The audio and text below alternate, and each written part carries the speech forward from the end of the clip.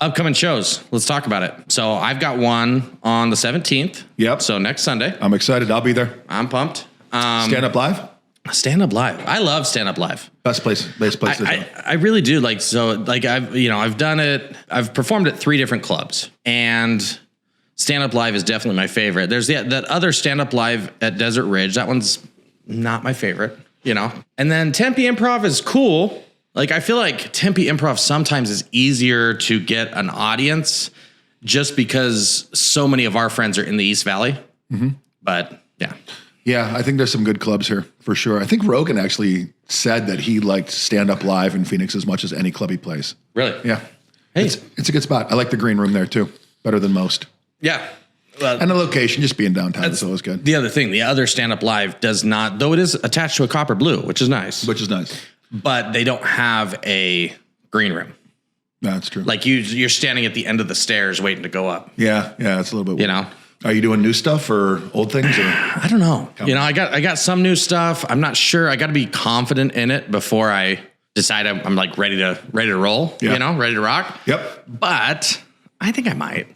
Good. Yeah, I got to do a little writing this week, but that's totally doable. Yeah. Got to get some transitions, but I was reading to you a couple of the dumb things before. Yep. I like it. Yeah, I go October 1st is my next gig. Is that at Mic Drop?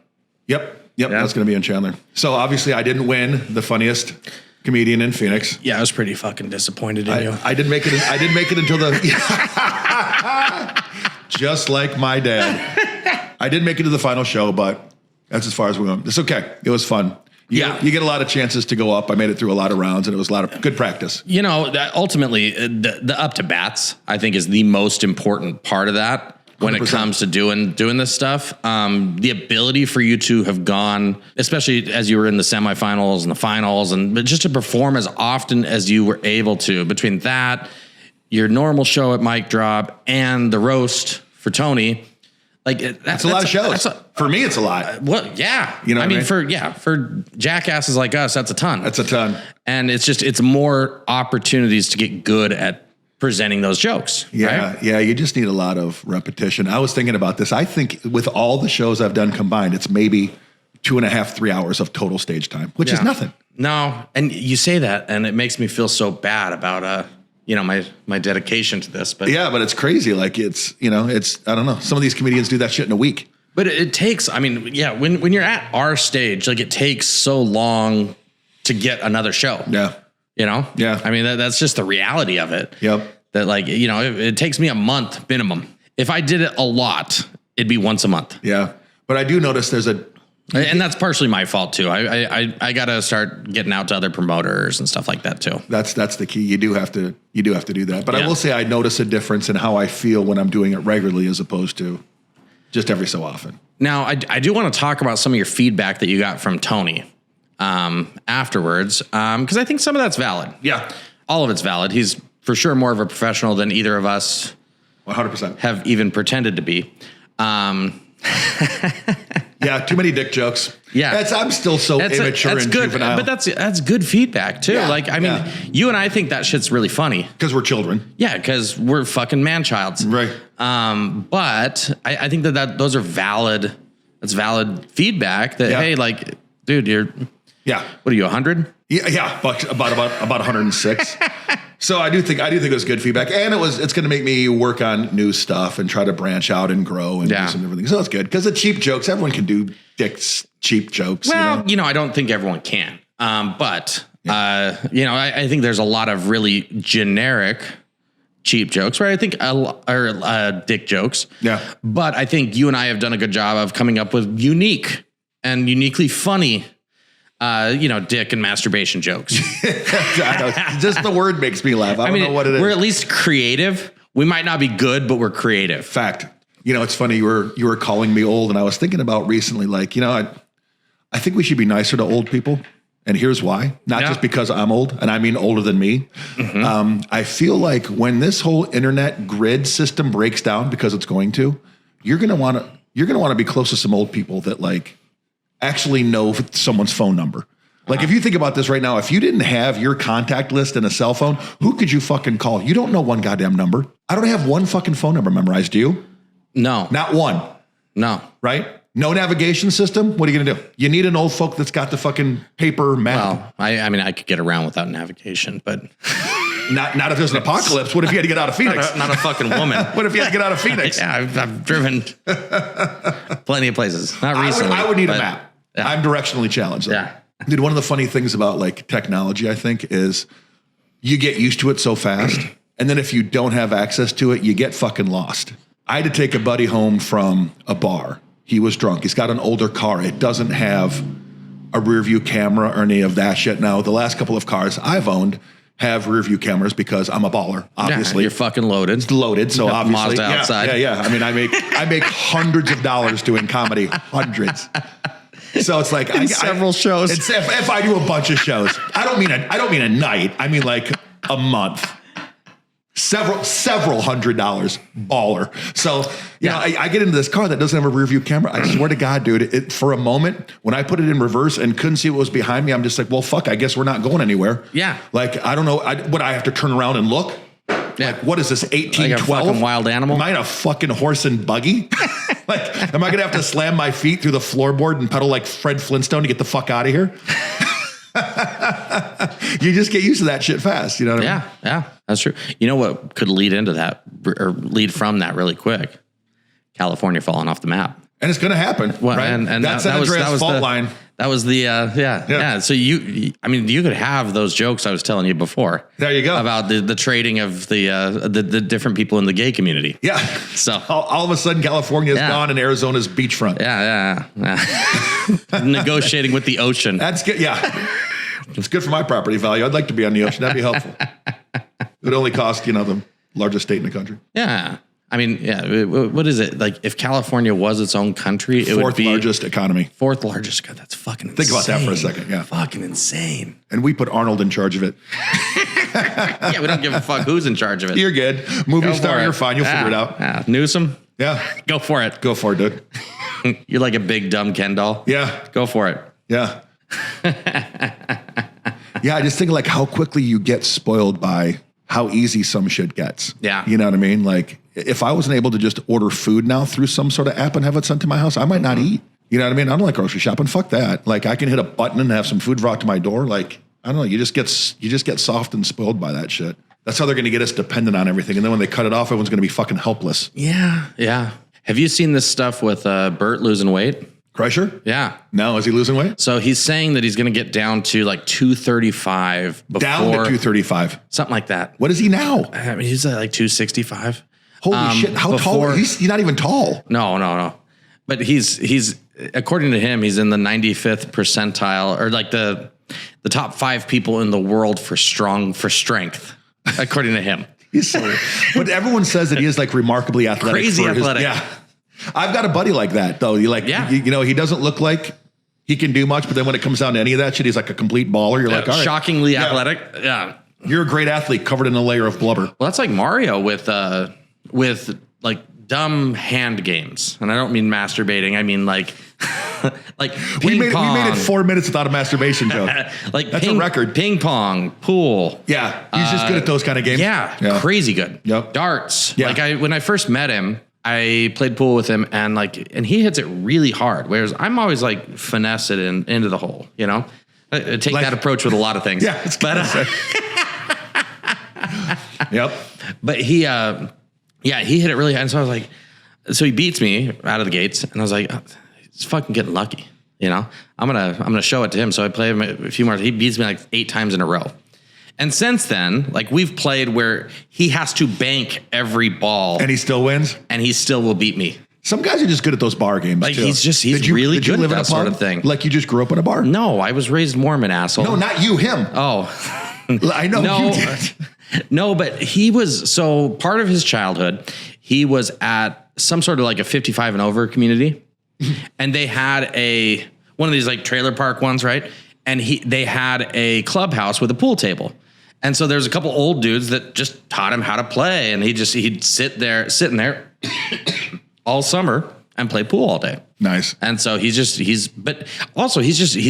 oddly coordinated with stuff like that. Like some guys have got that. It doesn't make sense, you know? Like I'm not saying it's not like he's, you know, it's not like he's way out of shape, right? But he doesn't scream athlete. No. Yeah. No. And I don't know that those sports are really athletic sports, but there's a coordination piece of it.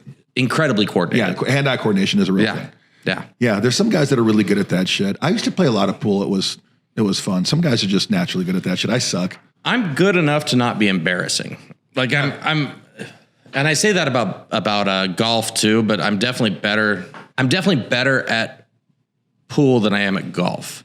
Like when you look at the average golfer compared to the average pool player, right? Yeah. I think I'm better at pool. Maybe I'm about the same though. I don't know. I definitely think I'm just out of the range of not embarrassing. Yeah. You know? Yeah. But yeah, far from good. Yeah.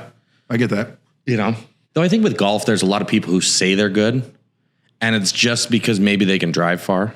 Yeah. It's drive far some of the time. Like they think about their best fucking hole. Yeah, I mean, I've hit a good shot in my life. And that's how good they should be all the time. So they spend the whole fucking round being pissed off. I used to be that guy. Yeah. Like I don't get mad about it anymore. I had higher expectations than I should for my skill set. But that's what makes scrambles good. You just hit one good shot, you feel good. Yeah, absolutely. You know what I mean? But you don't have to carry an entire hole because I'm not going to string together a bunch of good shots. And I like golf just because, you know, it's fun. Because you can drink beer and drive around. Drink beer, drive a little car Motorized vehicle while you're drinking. It's actually encouraged. Highly unlikely that you're going to get a DUI out there. No, they send a cute girl around to help you get drunk while you're on a golf course. It's fucking amazing. Yeah. Golf is certainly one of those things. It's normally I'm fine with going when it's hot like this, but yeah, this year I haven't been out enough. Well, it's like if you play golf in the summer here, you've got to tee off at 4:30 in the fucking morning.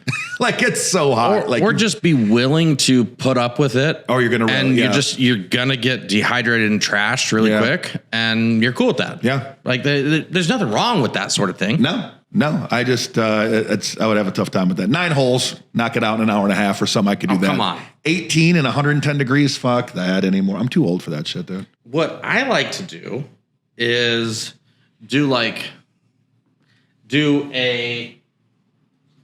start at, let's say 4:30, 5 o'clock, you know, even when it's hot as hell outside, and start then and just go till it gets dark.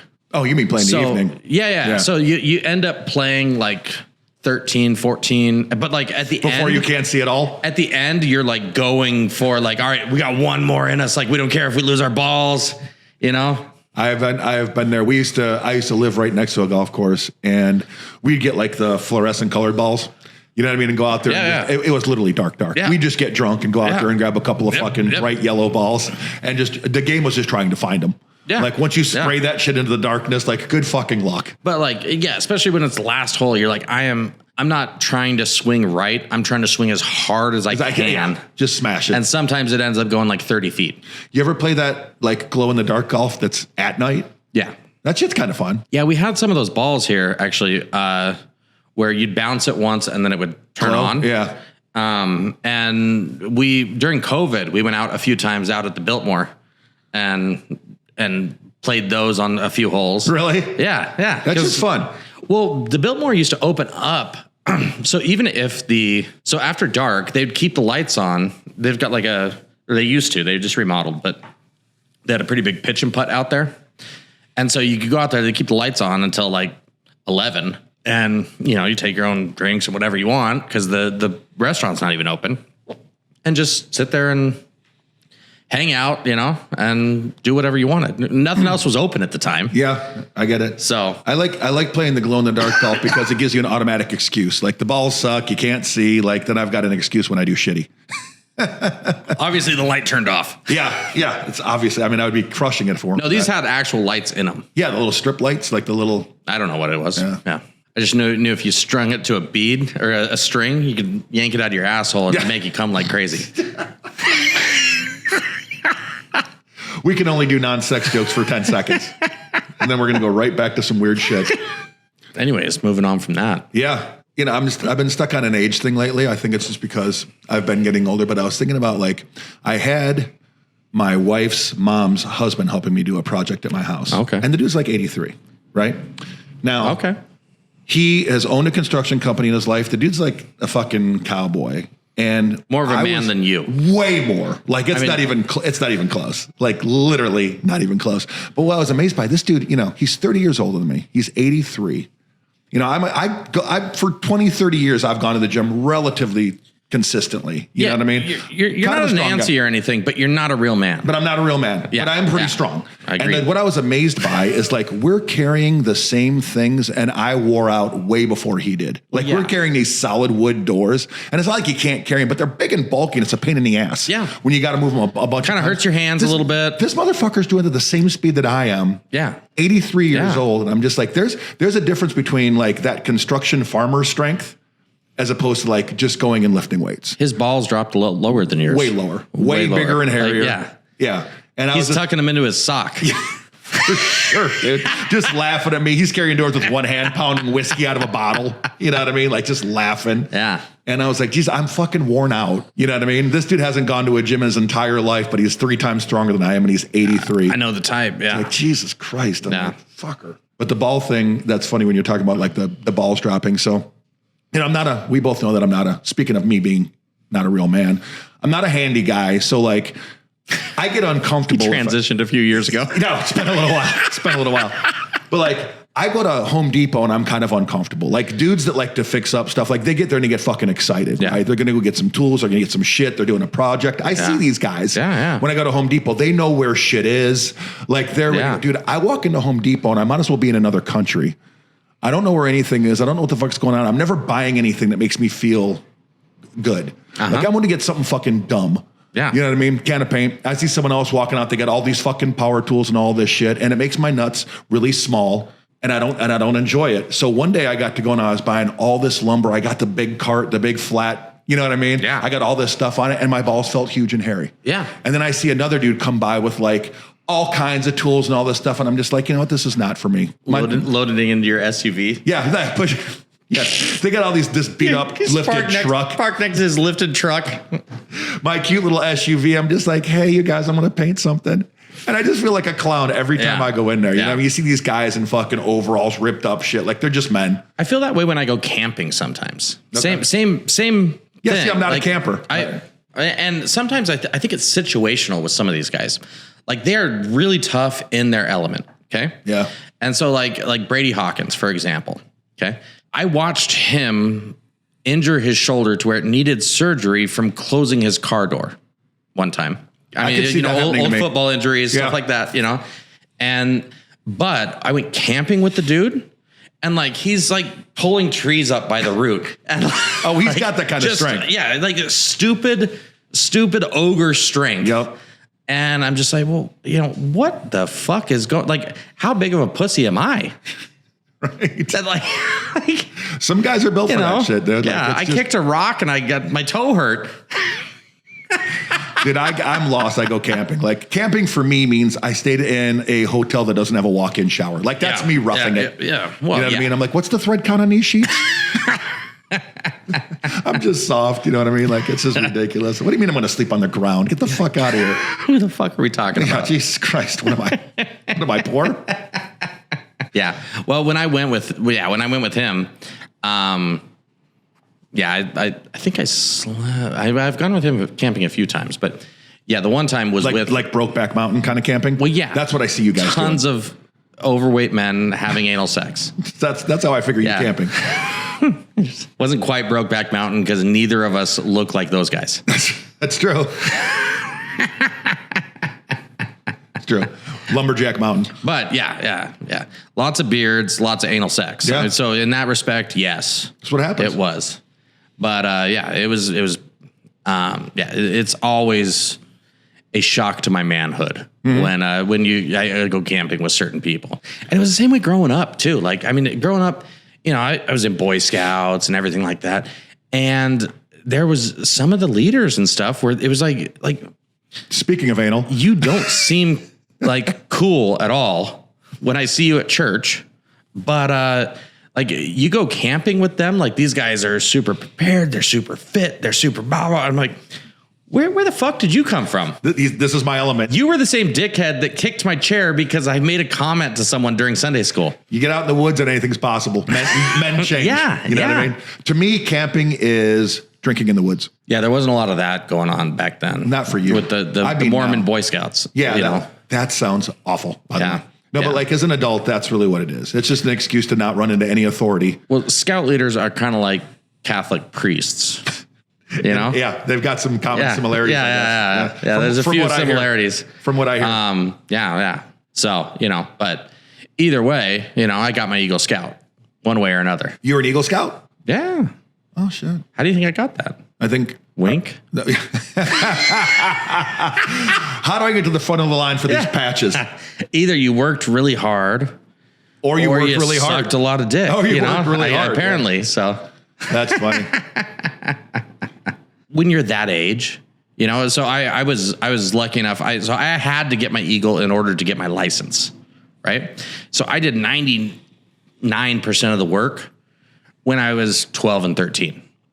And then I did the rest of it to, qualify when I was like 15 and a half.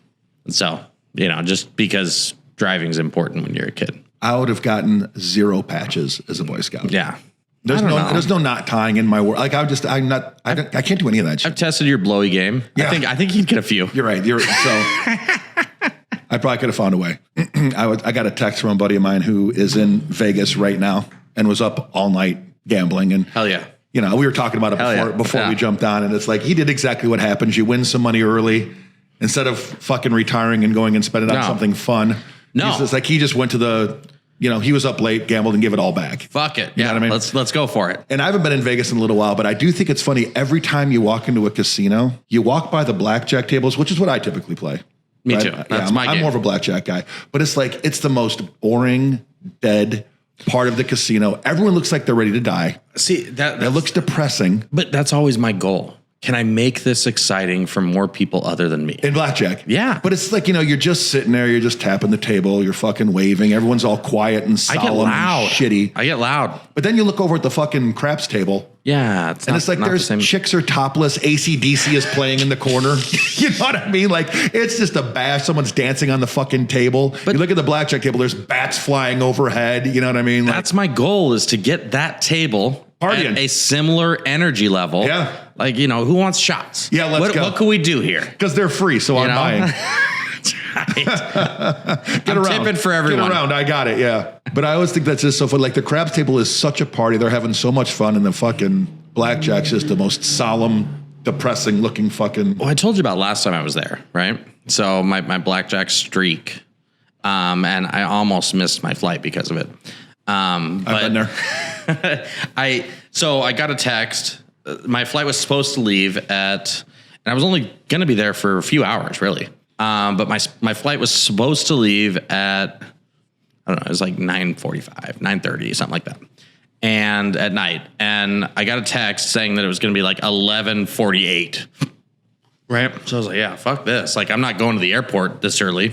We finished up with the work that we had to do. So went to a casino, put my badge with the bellman because I had all my equipment, all my gear, and then went to play blackjack. Obviously, initially I was losing like crazy. Like, I only had so much money that I was really comfortable. Like, again, I wasn't planning on gambling on this trip. Like, how it's not fast can I give this to the casino? Not like I set money aside for this or anything like that. Like, and so I started going, and I was way down, like down to probably my last $40-$60, something like that. And that's a bad feeling. Yeah, it's not great.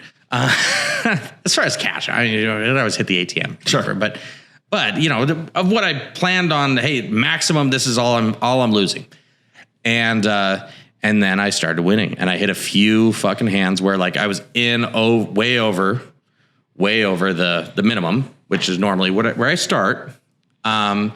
And I split one 3 times, I think. I think I split it 3, and then there was a double at the end. Like, it was good. Those are the hands that make or break you, though. Yeah, and I ended up leaving a couple $100 up, which when you're only playing with a couple $100, like that's doubled the money. But The client who was there looks over at me at one point and he goes, "Hey, what time is your flight leaving?" 10 minutes ago. It's like, oh shit, like I gotta go. And again, thinking 11:45. And so I, went out, got my bags, got a lift, and on the way checked it, and it was 11:20. They had moved it without notifying me up to 11:20. Most people were probably thrilled. Yeah. I showed up at 11:10 at the airport. And 2 giant bags to check. One looks like a rifle bag. It's got a bunch of tripods in it.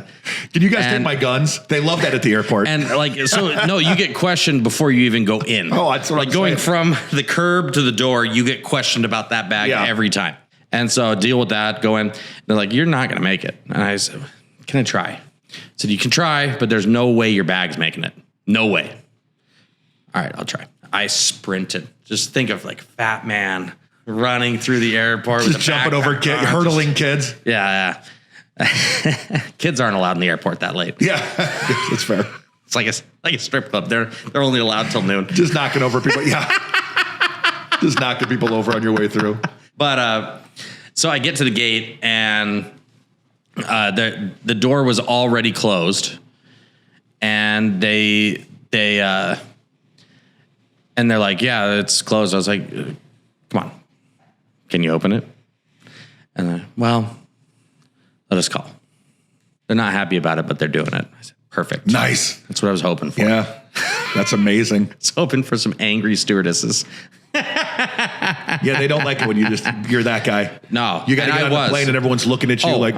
I sat down. I'm not kidding. They pushed off within 10 seconds. Like, no time. Like. Because I know they got to close the door, they got to get clearance, then they got to that happened like lightning speed. Once they close that door, dude, you're not. Well, if they close the door to the plane, you can't get on. That's what I'm saying. Yeah. Like that's like the Pentagon. No, dude. It's not fucking happening. No, they get serious about that. Unless you yell about a mystery person like that lady online, then they'll get everyone off the plane. I could have done that. That's actually a good strategy. There's a bomb in here somewhere. You got a new drink over there. Oh, nice.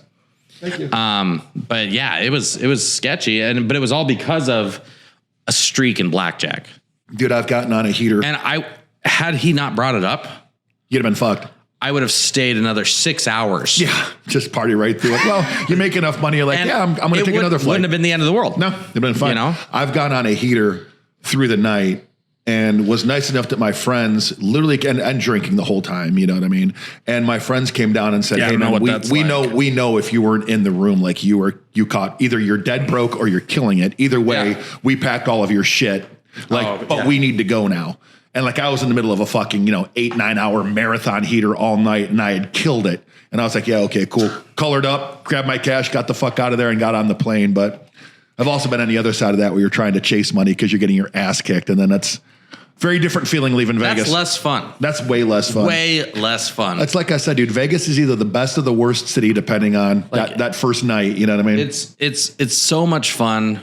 Again, by the point when I left, I was no longer chasing. Like I was making. Yeah, now you're up. And I was like the king at the table as far as making money. Yeah, you're killing it for everybody. And so like I didn't want to and even my clients like you.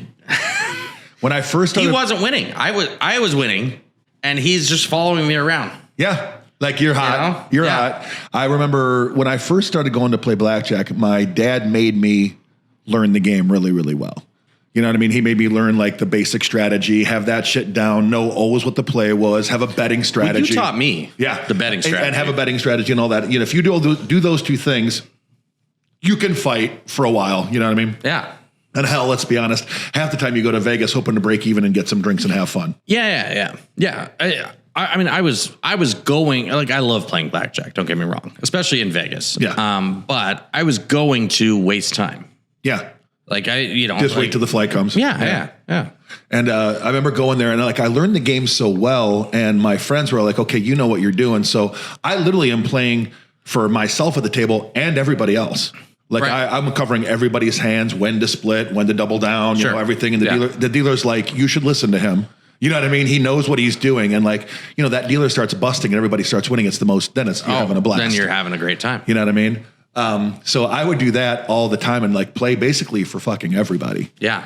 And I remember my dad would like test me and he wasn't going to let me play if I didn't get that shit down pat. I told you about the card houses in Washington. Yeah. Like because normal hands were $3 and I want to say it was 10. It may have been 20 though, or 25. I don't know. Maybe 15. I don't remember. It was not a lot for the VIP table. Right. Okay. The VIP table for $10. It was. Yeah. Yeah.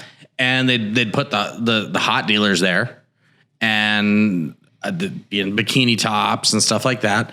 But they played single hand blackjack. And like, it's not hard to count cards with single hand, right? Like you don't have to be a card counter to do that. You know, you get 5 or single deck, right? You get 5 decks going, but especially then, like I'd show up over there early on and there wouldn't be a full table and you were only allowed to play 2.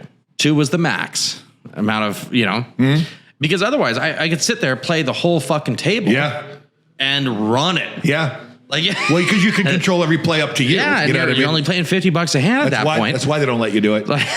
Yeah.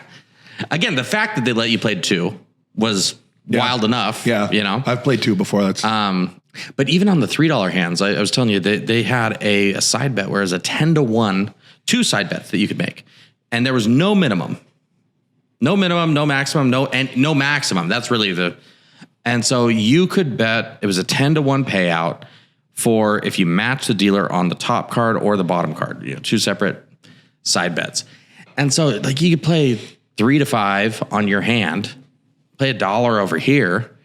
Even if you lose, if you hit one of those, you've covered double your hand. Yeah. Like, you know why they make those side bets? Because they're great for the casino. But like I said, but they are fun. Someone told me one time it was like 10.5 or 11-1. Okay. So it was not a bad side bet as long as you didn't go crazy. Yeah. What they'd get though was a lot of people who'd come in and they'd bet 3 here and 20 there. Yeah. Hoping for just trying to hit that. And it's like, well, if you keep this under control and you play this game right, this is not a bad bet. Right. It's not the best. They're just fun. It's just fun. You know what I mean? Well, and if eventually if I had, $12 on my normal hand and 1 or 2 over here, again, that's a good bet. Yeah. That's not a bad bet. You got the opportunity of winning 10 or $20 on your $12 and plus that, The casino's got it figured out. They're like, let's have them gamble on the gambling. Yeah. But I've still never seen those kinds of odds in like Las Vegas, for example. Definitely not at any of the casinos here. No. But that was like, it was like a sports bar with a bunch of blackjack tables around the outside. I mean, it was not a casino. Yeah. They're just doing it for fun to keep people there partying. I've seen, Vegas will do the thing like where if you get a 21 with 3 7s, like it can be, if you bet that, you can hit a fucking whatever. What are the fucking chances of that? I mean, ridiculous. But the odds are insane. But people do it because it's fun. Right. It's just like they tell you when you could throw 50 cents on each time. Like they tell you when you're playing slots to always play the maximum because if you don't bring the jackpot into play, you're giving money away. Makes sense. And they also say that like the highest thing you get comped on, when you're trying to get comped in Vegas is slots. I've heard that before, but I don't have fun with slots. So that's the other thing. Like I like gambling. Yeah. I like gambling on dumb things. Like when we go to the Open, we gamble on closest to the hole on the Phoenix Open, closest to the hole on 16th hole. Yeah. Right. And it's just a shit show. And we're all holding stacks of ones like we're going to the strip club because we're exchanging. Yeah. The side bets are fun. And we're just having a great time. I love gambling, but it has to be on there's nothing social about a slot machine. Just like click. Well, I think it's the social aspect. Click. I really do. Like I need to be either enjoying the dealer, enjoying the people at the table, ideally enjoying all, right? Enjoying the waitress, I want to be there to have fun. Dealers are great when they keep getting 26. I love those. That makes a dealer amazing. You're like, you're the best looking person I've ever seen in my life. Well, and I always most dealers are cool in that they want you to win because they know that's where their money's coming from. Not like they're getting a cut of the house. Oh yeah, they don't make shit on. They need tips. They want tips, and I always tip the fuck out. Whenever I do well, I just tip the fuck out of those guys. Every hand that I win, I tip. Yeah, right. Smart. At least $1, and I always I put it up to bet. And then if I hit a big one, like when I hit those, like I said, it was like really like 4 hands at once, and I hit every one because they busted. And so like, because I doubled on the last one, I, split multiple times. And then, but yeah, so in addition to everything that I made and because there was tips out there on every one too, every split, doubled. Oh yeah. Everything. Yeah. It was a big risk we're going in into this the together. hand. Yeah. We're in this together. They're pulling for you, But then I get, in addition to that, and giving them another $25 or whatever. People don't understand the payout. Like that's what you have to do. People don't understand the dealer wants you to win. They think you're going against the dealer. You're not. The dealer wants you to win. Every now and again, you get a dealer that doesn't understand that they want to show you that they want you to win. Yeah, that's the problem. That's 100% true. But if you ask a dealer, they'll help. If you don't know how to play blackjack, 100%. You can ask them, what should I do? They'll always give you the right advice. Anyone who doesn't know how to play, the dealer for sure knows how to play better than you. 100%. They usually know how to play perfect strategy, honestly. Right. You know what I mean? They spend their whole life there. You're mentioning the side bets. That's funny. One of the things we used to do. So I used to go to a lot of Indians games when I was baseball games when I was in. Oh, they're the Guardians now. But to me, it's still. Did they change it? It's still the Tribe. Yeah, they can't call them Indians anymore. Come on. But one of the fun things that we would do, we'd go to a game with a group of 6-8 guys, whatever, just drinking, partying, having fun. One of the things that we would play is a game called Mound Ball. So at the end of every inning, there's a final out that gets made, right? Okay. When that out happens, someone just throws the ball back at the pitcher's mound, right? For the next inning to happen, right? Yeah. So the game is everyone antes $1 in every inning, however many people are playing. Right. If the ball stays on the dirt, on the mound, whoever's holding the money wins, and you pass it every time. Oh, I like that. It's super fun because you know what's the worst part of baseball? The end of the inning. Well, they're in between. There's nothing happening. So you do that, dude. And the funny thing is, every time the boredom. Yeah, but but it is slow, right? So this is a way to get through that. But every time we would go, all these people around us would because you start screaming and you're yelling. Pony up, motherfuckers. Oh my God. Yeah. So they're like, what are you guys playing? And so I'd explain it to them. And dude, by the time the 9th inning rolled around, we'd have 50 fucking strangers playing this game, anteing in. And it was like, those little side bets make shit fun. Gambling makes life fun. It does. Just adds juice. Yeah. You know what I mean? Yep. I agree. You don't bet a lot on sports, do you? No, I intentionally don't because I know that I could have a problem very easily. In a heartbeat, dude. I have enough vices. Yeah. I don't need to add another one. I don't need that. No, I'm with you, man. It's a problem. And the problem is you can bet on everything now. Everything. Fucking everything. At 3:00 in the morning, you want to bet on fucking sumo wrestling and remember that dickhead Masad Oso? Yeah. I mean, he was betting on sports that weren't here, that wouldn't even be televised, that whatever, just because I like the odds on this and that. That's what I'm afraid of. 100%. Right? Though that is a vice that could actually make me some money back. Yeah. As opposed to most of mine that are just money sucks. Yeah. I was talking, I've got a buddy that gambles a lot on everything. And I was teasing him. I'm like, you're fucking a degenerate. You bet on the weirdest shit. He goes, dude, let me tell you about the weirdest thing I ever bet on. And I thought he was making this up, but I swear to God, it's true. Here we go. I swear to God, it's true. There was this thing that you could bet on online where they were at a horse track. Okay. They would use the same gates, the same starting thing, like you put horses in the gate and the thing pops open and they right. So they did that, but it was old people racing. Oh, perfect. He said they'd be like 80 years old. And literally they'd put them in these fucking gates and just like the horse race, bang, they ring the bell, the gate opens and they just start high-handing it, trying to run. And he goes, dude, it's exactly what you think. Some of them take 3 steps and fall.